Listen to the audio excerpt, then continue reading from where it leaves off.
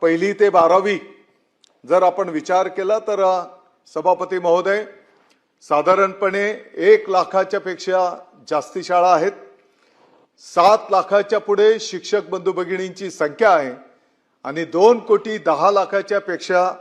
जास्त त्या ठिकाणी विद्यार्थ्यांची संख्या आहे. आणि हा संपूर्ण एक कुटुंब परिवार असताना आत्ताच्या घडीला प्रामुख्याने गरीबातल्या गरीब शेवटच्या झोपडीतल्या माणसाच्या पाल्याला एक गुणवत्तापूर्ण शिक्षण कसं मिळेल या दृष्टिकोनातून आपल्या सर्वांच्या समोर आव्हान त्या ठिकाणी निश्चितपणे आहे. आणि म्हणून आज या ठिकाणी बोलत असताना मला जाणीवपूर्वक काही आकडेवारी पण आपल्या माध्यमातून सभापती महोदय आपल्या सर्वांच्या समोर ठेवायची आहे. साधारणपणे 2012-13चा जर दरेकर साहेब विचार केला तर साधारणपणे शासकीय शाळा 68 लक्ष विद्यार्थ्यांची संख्या होती, 68,97,291 आणि आज 23-24 मध्ये ही संख्या झाली आहे 52,31,741. म्हणजे पटसंख्या आपली कमी झाली. अनुदानित शाळेंचाही जर आपण विचार केला तर 12-13 मध्ये विद्यार्थ्यांची संख्या होती 1,07,88,000 आणि आज आपली अनुदानित शाळेंची विद्यार्थ्यांची संख्या आहे 97,71,000. आणि म्हणून शासकीय शाळा असतील किंवा अनुदानित शाळा असतील तर ज्या पद्धतीने विद्यार्थ्यांची पटसंख्या कमी होते, मला वाटतं की आपल्या सर्वांच्या समोर निश्चितपणे हा एक आव्हान आहे. सभापती महोदय, राज्य पातळीवर जर आपण विचार केला तर साधारणपणे आपल्या राज्याचा दरेकर साहेब आणि कोणी किती शेअर्स या विभागावर खर्च झाला पाहिजे तर साधारणपणे आपल्या राज्याचा एकूण अर्थसंकल्प आहे 7,69,466 कोटी आणि शालेय शिक्षण विभागामध्ये यासाठी 88,494 कोटी एवढी तरतूद, म्हणजे साधारणतः 11.5% एकूण याचा जर आपण विचार केला तर 11.5% त्या ठिकाणी विभागाला तरतूद आहे. व्यवस्थापनाच्या निहाय जर आपण शाळा, विद्यार्थी आणि शिक्षक मुद्दामून मी जाणीवपूर्वक आपल्याला हे पण मला खरं म्हणजे हे बोलावं का न बोलावं, परंतु सभापती महोदय शासकीय आणि स्थानिक स्वराज्य संस्थेचा म्हणजे जे बजेट वाईज जर आपण हिशोब केला तर साधारणपणे एका विद्यार्थ्याच्या पाठीमागे खर्च होतो 97,000 रुपये. खाजगी अनुदानित ज्या एडेड स्कूल आपण बोलतो त्या शाळेमध्ये साधारणपणे खर्च होतो 38,000 ते 40,000 रुपये प्रति विद्यार्थी. आणि आरटीई मध्ये जे आपण प्रतिपूर्ती करतो ती करतो 17,700 रुपये आणि आपल्याला माहिती आहे की तेही साधारणतः 2,500 कोटी रुपये आत्ताच्या घडीला त्या ठिकाणी प्रतिपूर्ती करणं त्या ठिकाणी बाकी आहे. आणि म्हणून मला वाटतं की एकीकडे आपल्या समोर इंग्रजी शाळा किंवा पालकांच्या डोक्यामध्ये जी काही एक मानसिकता आहे, मग हे आपण सभागृहाच्या पासून तर अगदी आता खेड्यापाड्याच्या पर्यंत मला वाटतं की येणाऱ्या काळामध्ये आपल्याला सर्वांना मिळून एक मोठं कामकाज त्या ठिकाणी आव्हानात्मक आहे आणि त्या पद्धतीने आपल्याला कामकाज करावं लागणार आहे. आता गळती कमी करण्याच्या दृष्टिकोनातून जर बोलायला गेलो तर सभापती महोदय, आपण जर बघितलं असेल तर अनेक चांगल्या योजना आपण विद्यार्थ्यांच्या हिताच्या, त्याच्यासोबतच आमचे शिक्षक बंधू भगिनी अपडेट कसे राहतील, त्यांची अशैक्षणिक कामं कशी कमी करता येतील या दृष्टिकोनातून विभागाने जाणीवपूर्वक त्या ठिकाणी लक्ष दिलेलं आहे. आपण जसं बोलले की अनेक प्रश्न आमच्या शिक्षक बंधू भगिनींचे आहेत आणि त्यातल्या त्यात जेवढे जास्तीत जास्त प्रश्न सोडवता येतील त्या दृष्टिकोनातून प्रश्न सोडवण्याचं काम विभागाच्या वतीने आणि शासनाच्या वतीने त्या ठिकाणी केलं जात आहे. आपण जर बघितलं असेल तर ज्या काही 1ली ते 8वीच्या विद्यार्थी जे काही आपले शासकीय आणि स्थानिक स्वराज्य संस्थांच्या शाळेमध्ये जे काही विद्यार्थी आपले शिक्षण घेत आहेत त्यांच्यासाठीचा मग गणवेशचा विषय असेल, त्याच्यासोबत पुस्तकांच्या संदर्भातला विषय असेल, तर मला हे अतिशय नम्रतेने सांगायचं आहे की 15 जूनला शाळा सुरू होण्याच्या आधीच एक 6वीचं काही पुस्तकं जर सोडले तर मला वाटतं की पुस्तकं आम्ही प्रत्येक शाळेमध्ये त्या ठिकाणी पोहोच केलेले आहेत. आणि गणवेशच्या संदर्भामध्ये पहिल्या गणवेशचा निधी एक काही रक्कम त्याच्यामध्ये थोडी कमी, काही विद्यार्थी काही शिल्लक राहिली असतील, परंतु वरून निधी उपलब्ध झालेला नसताना सुद्धा आम्ही स्थानिक पातळीवर इतर उरलेल्या हेड्स मधला निधी त्या ठिकाणी वर्ग करून त्या ठिकाणी प्रत्येक गावाच्या शाळेपर्यंत तो पोहोचवण्याचं काम त्या ठिकाणी केलेलं आहे. आणि चालू वर्षाला जर आपण बघितलं असेल तर विद्यार्थ्यांचा गणवेश हा अतिशय क्वालिटीमध्ये असला पाहिजे. विद्यार्थ्यांच्या शरीराला, त्याच्या त्वचेला त्याचा त्रास होतो कामा नये. आणि म्हणून त्या जिल्हा पातळीवरचे जिल्हाधिकारी असतील, CEO असतील, त्या पोलीस अधीक्षक असतील, यांच्या अध्यक्षतेखाली त्या ठिकाणी संपूर्ण जिल्ह्याचं क्वालिटी ड्रेसच्या संदर्भामध्ये जबाबदारी त्या ठिकाणी दिलेली आहे. सभापती महोदय, आपण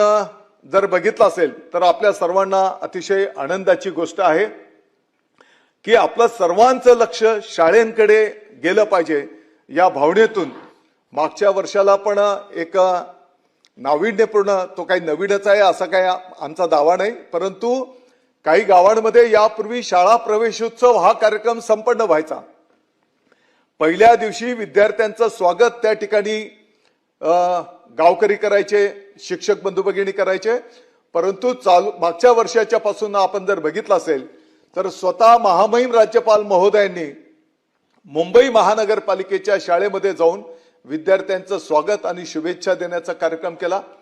माननीय मुख्यमंत्री महोदय देवेंद्रजी फडणवीस साहेबांनी पनवेल तालुक्याच्या एका जिल्हा परिषदच्या शाळेमध्ये विद्यार्थ्यांचं स्वागत आणि शुभेच्छा दिल्या. माननीय उपमुख्यमंत्री महोदय एकनाथजी शिंदे साहेबांनी ठाणे शहराच्या महानगरपालिकेच्या शाळेमध्ये विद्यार्थ्यांचं स्वागत आणि शुभेच्छा देण्याचं काम त्या ठिकाणी केलं. माननीय सुनित्राताई पवार साहेबांनी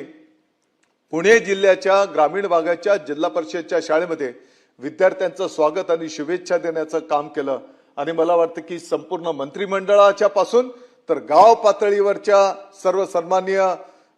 खासदार महोदय असतील, आमदार महोदय असतील, गाव पातळीवरच्या सरपंच महोदयांच्यापर्यंत, एवढंच नाही तर सचिव महोदयांच्या पासून तर गाव पातळीवरचे ग्रामसेवक असतील, तलाठी असतील, या सर्वांनी त्या ठिकाणी विद्यार्थ्यांचं स्वागत करणं, शुभेच्छा देणं असं कार्यक्रम त्या ठिकाणी यशस्वीरित्या संपन्न केलेला आहे. याच्या पाठीमागची भूमिका हीच आहे की जेणेकरून विद्यार्थ्यांची पटसंख्या आपल्याला कशी वाढवता येईल. आणि या निमित्ताने जर आपण त्या शाळेमध्ये गेलो तर कदाचित काही असुविधा जर असतील तर त्या ठिकाणी आपल्याला कशा पद्धतीने दूर करता येतील या दृष्टिकोनातून त्या ठिकाणी प्रयत्न करण्यात आलेला आहे. टप्पा अनुदानाच्या संदर्भामध्ये आजच सर्व सन्माननीय आमदार महोदय, आम्ही सर्वजणांनी त्या ठिकाणी बैठक घेतलेली आहे. माननीय मुख्यमंत्री महोदयांना पण हा विषय ज्ञात आहे आणि मला वाटतं की माननीय मुख्यमंत्री महोदयांनी या संदर्भामध्ये सांगितलेलं आहे की येणाऱ्या काळामध्ये सकारात्मक निर्णय या संदर्भामध्ये त्या ठिकाणी निश्चितपणे केला जाईल. आणि मला वाटतं की आमच्या सर्व शिक्षक बंधू भगिनींची जी मागणी आहे, आजही जे काही आंदोलन चालू आहे, निश्चितपणे सरकार या विषयावर त्या ठिकाणी सकारात्मक आहे. आणि आपल्याला याही गोष्टीची जाणीव आहे की पाठीमागचे खऱ्या अर्थाने 2 टप्पे जर म्हटलं तर आपल्याच महायुतीच्या सरकारने, मी काही राजकारण करू इच्छित नाही, परंतु जलद गतीनेही देण्याचं काम त्या ठिकाणी निश्चितपणे केलेलं आहे. आता आपण काही महोदयांनी मुद्दा उपस्थित केला की आपण आधार कार्ड ते लिंक करणं हे जे काही कशासाठी करतो आहोत. सभापती महोदय, फार काही वर्षांच्या पूर्वी जेव्हा पडताळणीचा एक कार्यक्रम संपूर्ण राज्यामध्ये त्या ठिकाणी ड्राईव्ह राबवला गेला तर लाखोच्या संख्येने विद्यार्थी त्या ठिकाणी कमी आढळून आले आणि काही ठिकाणी कागदोपत्री तपासणी केल्याच्या नंतर हे पण लक्षात आलं की काही विद्यार्थ्यांची नावं 2-2, 3-3 ठिकाणी आहेत आणि म्हणून या सर्व पारदर्शकतेच्या दृष्टिकोनातून आपण आधार कार्ड लिंक करून ही पद्धती त्या ठिकाणी आणलेली आहे आणि मला वाटतं की याचं स्वागत सर्वांनी त्या ठिकाणी केलेलं आहे. काही पडताळणीच्या वेळेस मला हे पण सांगायचं की परीक्षेच्या वेळेस 30% विद्यार्थी गैरहजर. मला वाटतं की याच्या पाठीमागच्या काय भूमिका आहेत ह्या सुद्धा आपल्याला त्या ठिकाणी निश्चितपणे शोधण्याची आवश्यकता आहे. आता एकीकडे आपण या विभागावर होणारा खर्च बोलतो, विद्यार्थ्यांच्या पटसंख्येच्या संदर्भामध्ये बोलतो, परंतु सभापती महोदय 1 ते 5 विद्यार्थी पटसंख्या असलेल्या शाळेंचा जर विचार केला आपण की काही ठिकाणी 1 विद्यार्थी आहे, काही ठिकाणी 2 विद्यार्थी आहेत, काही ठिकाणी 3 विद्यार्थी आहेत, तर असं नुसतं 1 ते 5 विद्यार्थ्यांचा जरी आपण विचार केला तरी या शाळेंची संख्या काही हजारामध्ये आहे आणि आपल्याला माहिती आहे की काही ठिकाणी 2 शिक्षक द्यावे लागतात, मग सेवानिवृत्त शिक्षक असेल तेही आपल्याला घ्यावे लागतात आणि अशा शिक्षकांची जरी आपण बेरीज केली तरी ती काही हजारांमध्ये आहे आणि आपल्याला माहिती आहे की एका विद्यार्थ्याला शिकवणं आणि समूहामध्ये विद्यार्थ्यांचं शिक्षण याच्यामध्ये सभापती महोदय मोठा फरक त्या ठिकाणी असतो आणि म्हणून याही संदर्भामध्ये मला वाटतं की आपल्या सर्वांना विचारपूर्वक भविष्य काळामध्ये त्या ठिकाणी मार्गक्रमण करावं लागणार आहे. 11वी ऑनलाईन प्रवेशाच्या संदर्भामध्ये काही सन्माननीय सदस्य महोदयांनी मुद्दे उपस्थित केलेले आहे. सभापती महोदय, ही अतिशय पारदर्शक आणि ज्याच्यामध्ये गुणवत्ता आहे, ज्याने मेरिटमध्ये आलेला आहे, त्या मेरिटमध्ये आलेला तो गरिबांच्या कुटुंबातला जरी विद्यार्थी असेल तरी त्याला अपेक्षित असलेल्या कॉलेजमध्ये त्याला त्या ठिकाणी प्रवेश मिळायला पाहिजे. या भावनेतनं ही पद्धती त्या ठिकाणी आलेली आणि नाही तर आपण जर बघितलं असेल जरी गुणवत्ता आहे परंतु त्याची आर्थिक परिस्थिती नाही, किंबहुना तो ग्रामीण भागातला आहे आणि म्हणून त्याला त्या ठिकाणी प्रवेश मिळत नव्हता. आज जर आपण बघितलं असेल तर आताच्या घडीला साधारणपणे 73% म्हणजे आपण जे आकडेवारी जी सांगितली आताच्या घडीला जर विचार केला आणि जरी प्रवेश क्षमता 22,14,000 जरी असली तरी मागच्या 10 वर्षांची जर आपण आकडेवारी काढली तर साधारणतः 12 लाख ते 13.5 लाख 11वीला प्रवेश संपन्न होताना आपण त्या ठिकाणी पाहतो आहोत आणि म्हणून आज जी काही विशेष प्रवेश फेरी झालेली आहे त्याच्यामध्ये 10,08,000 आणि 94 विद्यार्थ्यांचे प्रवेश, याचा अर्थ 73% प्रवेश त्या ठिकाणी निश्चित झालेले आहेत आणि म्हणून मला वाटतं की अतिशय गोरगरिबांच्या कुटुंबाच्या विद्यार्थ्यांना या माध्यमातून दिलासा मिळालेला आहे आणि संपूर्ण महाराष्ट्राच्या विद्यार्थ्यांनी याचं स्वागत केलेलं आहे. ही वस्तुस्थिती आहे की मागच्या वर्षाला काही तांत्रिक अडचणी आल्या होत्या, परंतु सभापती महोदय चालू वर्षाला अतिशय व्यवस्थितपणे या कार्यपद्धतीच्या माध्यमातून त्या ठिकाणी प्रवेश संपन्न झालेले आहेत. सभापती महोदय, क्लासेसच्या संदर्भामध्ये काही सन्माननीय सदस्य महोदयांनी मुद्दा उपस्थित केला. मला वाटतं की काल परवा जे काही लक्षवेधीच्या माध्यमातून क्लासेसच्या संदर्भामध्ये आता जे काही आपण नवीन कायदा करायला घेतो आहोत की जेणेकरून त्यामधनं विद्यार्थ्यांचं हित, पालकांचं हित डोळ्यासमोर ठेवून आणि त्याच्यासोबतच इतर राज्यांमध्ये पण काय काय पद्धती आहे या सर्व गोष्टींचा विचार, केंद्र शासनाचे जे काही मार्गदर्शन आहे या सर्व गोष्टींचा विचार करून आपण तो कायदा त्या ठिकाणी करायला घेणार आहोत. संच मान्यतेच्या संदर्भामध्ये आपण जो काही मुद्दा उपस्थित केला, आपल्याला याही गोष्टीची जाणीव आहे की साधारणपणे 15/3/2024च्या संच मान्यतेचे जे काही सुधारित निकष आलेले आहेत, सभापती महोदय, पहिल्या त्या शासन निर्णयामध्ये 20 ते 40 असा विद्यार्थ्यांच्या पटसंख्येचा उल्लेख होता आणि काही भागामध्ये 20 धरले जायचे, काही भागामध्ये 30 धरले जायचे आणि म्हणून आत्ताच्या घडीला 30 पटसंख्या हा निकष धरून